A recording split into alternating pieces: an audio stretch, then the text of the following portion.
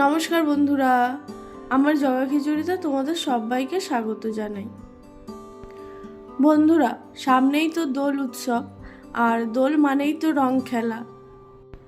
আর শুধু কি তাই, দোল উৎসবটা তো আমাদের রাধা মাধবের খুবই পছন্দের একটা উৎসব, তাই না? তো যাদের বাড়িতে রাধা মাধবের পুজো হয় তাদের বাড়িতে এই দোল উৎসবের দিনে কিন্তু খুব সুন্দরভাবে পুজোও করা হয়, তাই না বন্ধুরা? তো এইরকম একটা শুভ দিনে মিষ্টি মুখ না হলে তো চলে না। তাই আজ আমি তোমাদের সঙ্গে একটি দারুণ রেসিপি শেয়ার করব। আজকে আমি বানাবো মালপোয়া, রসে ভরা মালপোয়া। বন্ধুরা, তোমরা কিন্তু এই মালপোয়াটাকে রাধা মাধবের ভোগ হিসেবেও দিতে পারো। তাহলে চলো আমি কিভাবে রসে ভরা মালপোয়া বানাই দেখে নাও।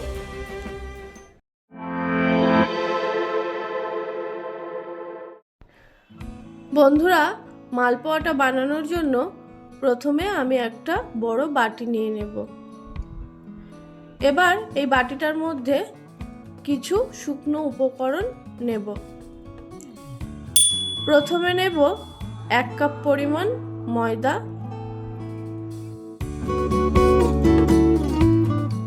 তার সাথে নেব 2 টেবিল চামচ সুজি, 2 টেবিল চামচ গুঁড়ো দুধ,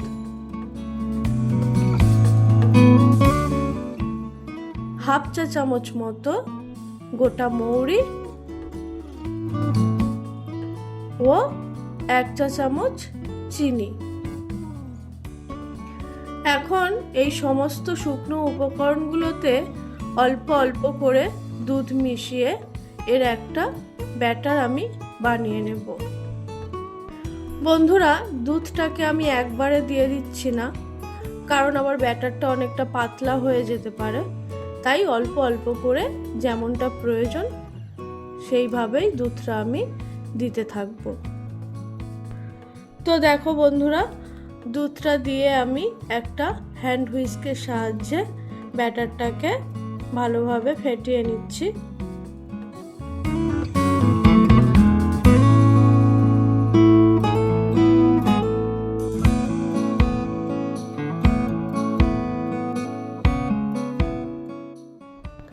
তো বন্ধুরা, ব্যাটারটা মোটামুটি আমি রেডি করে নিলাম। এবার এই ব্যাটারটাকে আমি আধ ঘন্টা মতো রেস্টে রাখবো। তারপর আমি তোমাদেরকে দেখাবো যে ব্যাটারটা আমি কতটা ঘনত্ব রেখেছি। কারণ এই ব্যাটারটার মধ্যে তো সুজি আছে, তো সুজিটা ফুলবে, তো সুজিটা ফোলার জন্য একটু সময় দিতে হবে। ব্যাটারটাকে ঢাকা দিয়ে সাইডে সরিয়ে রাখবো। এবার মালপোয়াটার জন্য চিনির শিরা তৈরি করব। সেই জন্য একটা সসপ্যান নিয়েছি। সসপ্যানটার মধ্যে যে কাপ মেপে ময়দা নিয়েছিলাম ওই কাপ মেপেই 1 কাপ পরিমাণ চিনি দিয়ে দেব। আর 1 কাপ চিনির সাথে 1 কাপ জল মেশাবো। জলটা দেওয়ার পর চিনির শিরাটাকে গ্যাসে চাপিয়ে দিয়েছি। তো দেখো বন্ধুরা, চিনিটা হালকা ফুটতে শুরু করে দিয়েছে। এখন এই শিরাটার মধ্যে আমি 1 চিমটি পরিমাণ ফুড কালার দিয়ে দেব। তোমরা যদি ফুড কালারটাকে অ্যাভয়েড করতে চাও, তাহলে তোমাদের কাছে যদি কেশর থাকে তাহলে কিছুটা কেশর চিনির রসের মধ্যে ফেলে দেবে। তাহলে কি হবে, চিনির রসটাতে সুন্দর একটা কালার আসবে। তো চিনির রসটাকে এবার একটুখানি ফুটিয়ে নেব।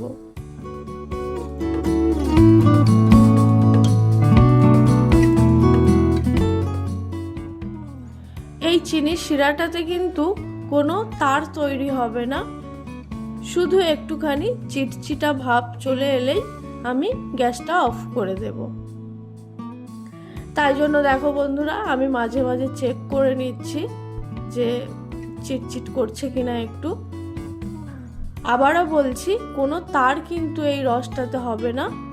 একটুখানি হাতের মধ্যে নিলেই যদি চিপচিপা ভাব মনে হয় তাহলে গ্যাসটা অফ করে দেব।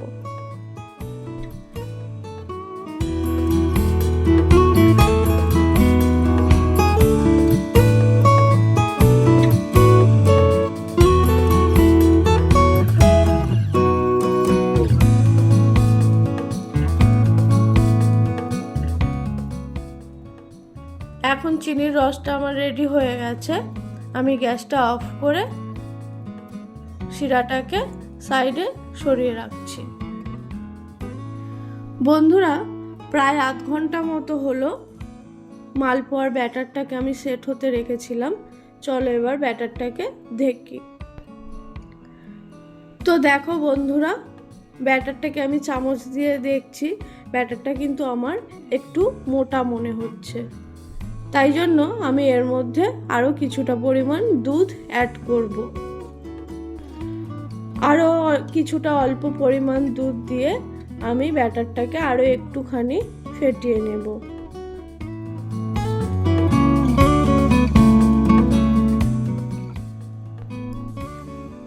কিছুক্ষণ ব্যাটারটাকে ফেটিয়ে নেওয়ার পর এখন দেখো বন্ধুরা, ব্যাটারটা কিন্তু আমার মালপোয়া বানানোর জন্য একদম রেডি। ঠিক এরকম ঘনত্বে থাকবে ব্যাটারটা।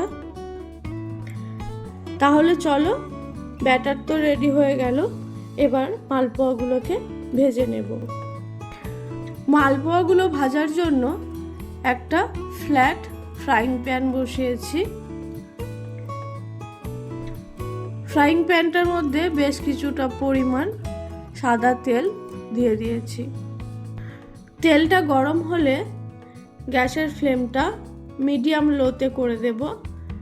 দেওয়ার পর একটা ডাবু হাতার সাহায্যে কিছুটা পরিমাণ ব্যাটার আমি ডাবুর মধ্যে নেব, নিয়ে তেলের মধ্যে দিয়ে দেব। বন্ধুরা, প্রথমে একটুখানি ব্যাটার দিয়ে একটা মালপোয়া ভেজে আমি দেখে নেব যে ব্যাটারটা ঠিকঠাক রেডি হয়েছে কিনা। কারণ যতই তুমি ব্যাটার ঠিকঠাক করো না কেন বন্ধুরা, তো প্রথম দিকে একটা দুটো কিন্তু একটু অসুবিধে হয়। তো যাই হোক, আমার মালপোয়ার ব্যাটারটা মোটামুটি ঠিকঠাকই আছে। তো চলো মালপোয়াগুলোকে এবার ভাজতে থাকি।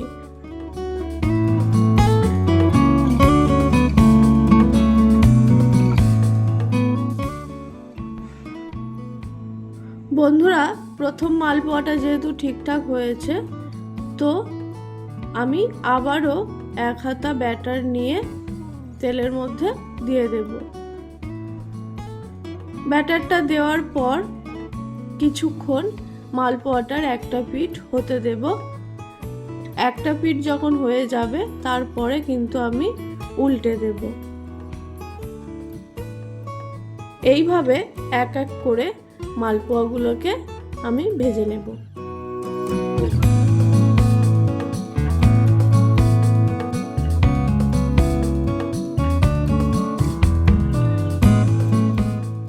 তোমরা দেখতেই পাচ্ছ বন্ধুরা, মালপোয়াগুলো কতটা পাতলা হচ্ছে, একদম ঠিক দোকানের মতো। কিন্তু দোকানেও কিন্তু এরকম পাতলা পাতলা মালপোয়াই পাওয়া যায়। তো মালপোয়াগুলোকে এই রকম লাল লাল করে ভেজে তুলে নিয়ে চিনির রসের মধ্যে দিয়ে দেব। চিনির রসটা কিন্তু খুব গরম নেই, হালকা গরম থাকা অবস্থায় মালপোয়াগুলোকে দিতে হবে। তো সবগুলো মালপোয়া আমার ভেজে নিয়ে চিনির রসে দেওয়া হয়ে গেছে। চলো এবার মালপোয়াগুলোকে সার্ভ করে দেখাচ্ছি যে মালপোয়াগুলো কতটা সুন্দর হয়েছে। বন্ধুরা, মালপোয়াটা সার্ভ করতে করতে আমি তোমাদেরকে একটা কথা বলছি। মালপোয়াগুলো যে আমি চিনির রসে দিয়েছিলাম সেইটা আমি তোমাদেরকে দেখাতে পারিনি। তো তোমরা প্লিজ একটু ম্যানেজ করে নিও। এই জিনিসটা আমার একটু ভুল হয়ে গেছে, প্লিজ তোমরা একটু ম্যানেজ করে নিও। তো মালপোয়াগুলো দেখো সুন্দর সার্ভ করে দিয়েছি। এখন এর উপর দিয়ে একটুখানি বাদাম ও পেস্তা ছড়িয়ে দেব যাতে একটু দেখতে সুন্দর লাগে। তো বন্ধুরা, আমার আজকের এই সহজভাবে বানানো মালপোয়ার রেসিপিটা তোমাদের কেমন লাগলো অবশ্যই কমেন্ট করে জানিও। আর আমার ভিডিও যদি ভালো লাগে তাহলে একটা লাইক করে দিও ও আমার চ্যানেলটিকে সাবস্ক্রাইব করে দিও। আজকের মতো এই পর্যন্তই, দেখা হচ্ছে পরের কোনো এক ভিডিওতে। ততক্ষণের জন্য টাটা।